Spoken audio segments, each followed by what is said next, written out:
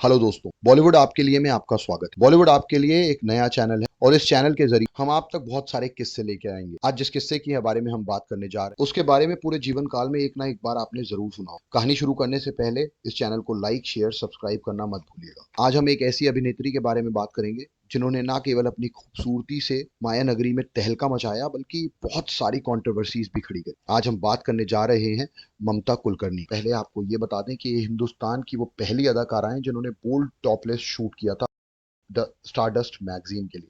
आप सोचिए, आज आप 2023 में हैं और आज भी उर्फी जावेद, शैलीन चोपड़ा, पूनम पांडे जैसे चेहरों को क्रिटिसाइज किया जाता है। तो सोचिए कि 30 साल पहले क्या मंजर रहा। तो बताते हैं आपको कि कैसे ममता कुलकर्णी के बोल्ड शूट की शुरुआत हुई, कैसे हुआ ये बोल्ड शूट। ममता कुलकर्णी का जन्म 20 अप्रैल 1972 को मुंबई में हुआ। तो एक महाराष्ट्रियन परिवार में पैदा हुई। उनकी मां बचपन से ही चाहती थी कि ममता कुलकर्णी एक फिल्म एक्ट्रेस बने। बहुत सारी मेहनत के बाद पहली फिल्म करने का मौका मिला। इस फिल्म का नाम था तिरंगा। मल्टी स्टारर फिल्म थी, बहुत सारे एक्टर्स। ममता कुलकर्णी का भी एक प्राइमरी कैरेक्टर था पर उन्हें ऐसी कोई खास पहचान नहीं मिली। उसके बाद उन्होंने आशिक आवारा जैसी कुछ फिल्में करी जिसमें सैफ अली खान थे, लेकिन वो पहचान नहीं बना पा रही थी जैसी पहचान वो चाहती थी। वो दौर माधुरी दीक्षित का दौर था और हर एक्ट्रेस माधुरी दीक्षित बनना चाहती थी। ममता कुलकर्णी भी माधुरी दीक्षित जैसा बनना चाहती थी। वो चाहती थी कि उन्हें भी बड़े बड़े एक्टर्स के साथ काम करने का मौका मिले। उन्होंने बॉलीवुड में बड़े बड़े सितारों के साथ काम भी किया, लेकिन जैसे कि मैंने कहा कि वो कोई खास पहचान नहीं बना पा रही थी। इसी बीच एक फोटोग्राफर थे जयेश शेट्टी, जो स्टारडस्ट मैगजीन का कवर शूट करने वाले, और उनका कॉन्सेप्ट था बोल्ड टॉपलेस एक्ट्रेस।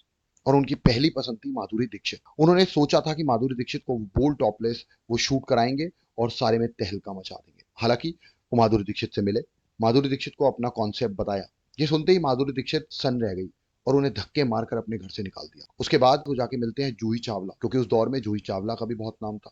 ये बात है 1993 की। जूही चावला ने भी ये सुनते ही उन्हें अपने घर से निकाल दिया। कहा कि आपकी हिम्मत भी कैसे हुई कि आप ये कॉन्सेप्ट लेके मेरे पास आए। जयेश ने काफी तलाश की, बड़ी बड़ी एक्ट्रेस के पास गए, बट पर किसी ने हाँ नहीं करी, क्योंकि सबके लिए बहुत बड़ी बात। तलाश करते करते बहुत सारी एक्ट्रेस से मिले और सबने मना कर दिया। इसी बीच उनकी मुलाकात किसी जानने वाले से हुई। उसने कहा, क्यों नहीं आप ममता कुलकर्णी को ट्राई करते। उन्होंने सोचा कि आइडिया तो अच्छा है। वो ममता कुलकर्णी के पास पहुंचे, ममता कुलकर्णी को अपना कॉन्सेप्ट बताया। ममता कुलकर्णी को कॉन्सेप्ट सुन के बहुत आश्चर्य हुआ और उन्होंने भी सोचा, वो कंफ्यूज थी, मतलब उन्होंने हाँ नहीं। उस समय ममता थोड़ा बहुत हॉलीवुड को भी फॉलो करती थी, डेमी मूर। ममता ने उनका काम देखा था और उन्हें पता था कि अगर उन्होंने ऐसा शूट कर लिया तो बहुत चांसेस हैं कि उन्हें बहुत बड़ा ब्रेक मिल जाए, किसी बड़ी फिल्म में काम मिले या किसी बड़े प्रोड्यूसर की नजर उन पर पड़ जाए। काफी सोचा और सोचने के बाद उन्होंने हाँ कर दी। बस फिर क्या था, सन 1993 सितंबर ये मैगजीन पब्लिश हुई। ये कवर स्टारडस्ट मैगजीन का था और आप विश्वास नहीं करेंगे, कुछ घंटों में ये मैगजीन पूरे देश से बेची जा चुकी। 20 रुपए की मैगजीन 100 रुपए में ब्लैक हो रही थी। सब जगह आग लग चुकी थी। पर एक बात थी, ममता ने इस शूट के बारे में ना तो अपने मैनेजर को बताया था, आसिफ मर्चेंट उनके मैनेजर थे, और ना ही उन्होंने ये खबर अपनी माँ को दी थी। पूरी इंडस्ट्री शॉक में थी। ममता ने सोचा था कि सबके लिए बहुत बड़ा सरप्राइज होगा, पर शायद ऐसा नहीं हुआ। ममता की माँ और उनके मैनेजर को ये सरप्राइज नहीं लगा, बल्कि एक झटका लगा। यहाँ तक कि बड़े बड़े प्रोड्यूसर्स, राकेश रोशन, सलीम आफ्ताब, जिन्होंने सोचा था कि ममता को लेकर आमिर खान जैसे बड़े स्टार के साथ फिल्म बनाएंगे, वो शॉक हो गए। वो ममता के मैनेजर के पास पहुंचे और बोले कि आपने ये करने का सोचा भी कैसे। हालांकि मैनेजर के बचाव में ममता आगे आई और उन्होंने कहा कि ये मैनेजर का नहीं, मेरा डिसीजन था। दूसरी तरफ मैगजीन तो बिक गई थी, पर ममता पे अश्लीलता फैलाने के लिए क्राइम केस डल गए। यहाँ तक कुछ प्रदर्शनकारी उनके घर के बाहर प्रदर्शन करने लगे और देश में जगह जगह प्रदर्शन होने। बहुत लोग इसे क्रिटिसाइज कर रहे थे, बोल रहे थे कि ये अश्लीलता है। ममता जो इस शूट को लेकर बहुत कॉन्फिडेंट थी, अब उनका कॉन्फिडेंट थोड़ा थोड़ा ढलता नजर आ रहा था। उन्हें डर था कि सब लोग अब सवाल कर रहे हैं। सारे में हाहाकार मच चुका था। उनका अरेस्ट वारंट तक निकल चुका था। हालांकि उन्हें उस केस में बेल मिल गई थी। एक दिन ममता एक फिल्म सेट पर थी। कोरियोग्राफर सरोज खान ने ममता पर बहुत चिल्लाया कि तुम माधुरी और जूही के साथ जैसा बनना चाहती, तो तुमने ये कदम कैसे उठाया। मैं तो तुमने अगली माधुरी दीक्षित देखती। ये सुनकर वो सन्न रह गई। काम चलता रहा, लोगों के मुंह चलते रहे, लोग सवाल करते रहे। ममता अपने घर में थी। अब निकलना बंद कर दिया था क्योंकि सवाल बहुत ज्यादा थे और ममता के पास जवाब कुछ नहीं।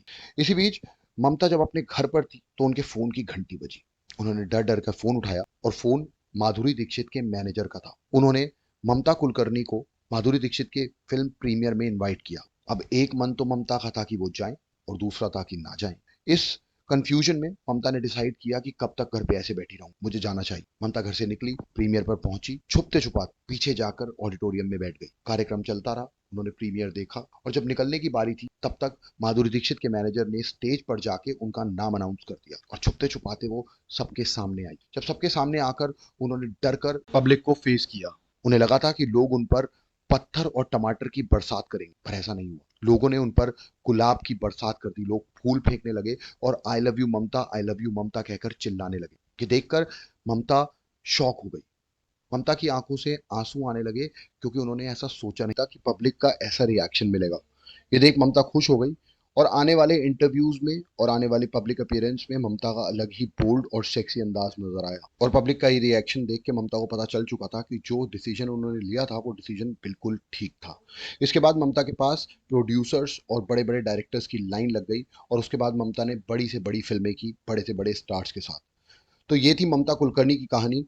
आखिरी बार ममता कुलकर्णी को 2014 में इंटेरोगेट किया गया था केनिया में अपने बॉयफ्रेंड के साथ एक ड्रग केस से रिलेटेड। ऐसी और भी मनोरंजक कहानियां देखने के लिए हमारे चैनल को सब्सक्राइब करें और वीडियो अगर अच्छी लगी हो तो उसे लाइक करें। Thank you.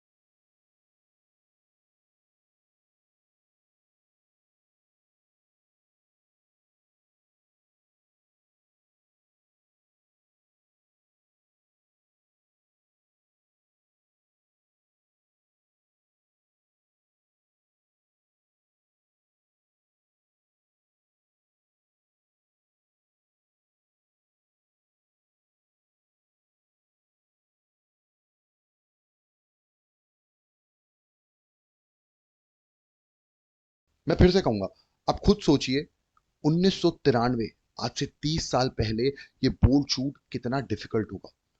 जब आज 1900 जब आज 2023 में भी हम ए- जब आज 2023 में भी हम ऐसी बोल्ड एक्ट्रेस को क्रिटिसाइज करते हैं, तब लोगों से इतना प्यार देख ममता सातवें आसमान पर जा चुकी थी।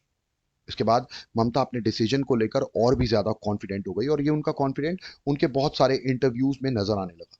उनकी बोल्डनेस, उनका सेक्सी अंदाज वो बिल्कुल बदल गया था। अब वो उनका अंदाज बिल्कुल बदल गया था। अब वो और भी ज्यादा बोल्ड, कॉन्फिडेंट और सेक्सी नजर आने लगी थी। दूसरी तरफ कोर्ट में जो उनका केस चल रहा था उसकी सुनवाई हुई और ममता पे 15,000 का जुल्म जुल्म और ममता पे 15,000 का जुर्माना हुआ। ममता ने 15,000 जुर्माना भरा और उस केस से बरी हो गई। लेकिन ममता कोर्ट में बुर्का पहन के गई और ये एक और कंट्रोवर्सी बन गई। ममता लास्ट 2014 में केनिया में अपने पार्टनर के साथ ड्रग ट्रैफिकिंग में इंटेरोगेट की गई थी। तब से नहीं पता कि ममता कहाँ है। तो ये थी ममता कुलकर्णी की बोल्ड छूट की कहानी। ऐसी और कहानियां सुनने के लिए इस चैनल को फॉलो करें, सब्सक्राइब कर ऐसी और कहानियां सुनने के लिए हमारे चैनल को सब्सक्राइब करें और बेल आइकन दबाना मत भूलिएगा। धन्यवाद।